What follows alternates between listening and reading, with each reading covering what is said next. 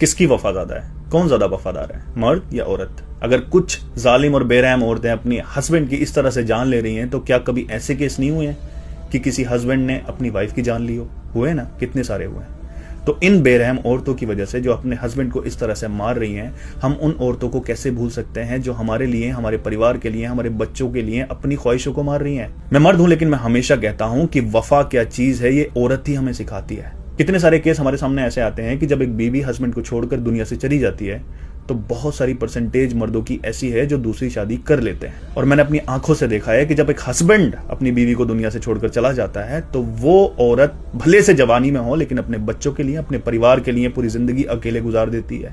कितने सारे लोग बोल रहे हैं कि हम तो शादी नहीं करेंगे, अब तो शादी से डर लग रहा है, अब तो कुआरे ही रहेंगे। अरे भाई, रह लो कुआरे, लेकिन एक बात याद रखना, एक वक्त ऐसा आता है इस उम्र में कि वहां पर सिर्फ हमसफर साथ देता है। नो मैटर कि आप किस परिवार से बिलोंग करते हो, जो साथ आपका एक हमसफर दे देगा, जो हक आप उस पर जता दोगे, आप दुनिया में किसी पर नहीं जता पाओगे।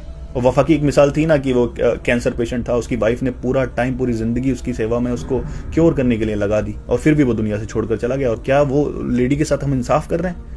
मेरे पास भी बहुत सारे कमेंट और मैसेज आ रहे हैं कि आप भी उसी की तरह ऑफिसर हैं, घर संभल के जाइएगा। भाई, मैं सिर्फ अकेला ऑफिसर नहीं हूं, हजारों ऑफिसर मेरे जैसे और भी हैं जिनकी बीवियां सिर्फ उनके लिए इंतजार करती हैं उनका। ये बात उनके लिए एक नाइंसाफी है कि कोई एक गंदी मछली अगर निकल गई तो सारी मछली गंदी नहीं होती।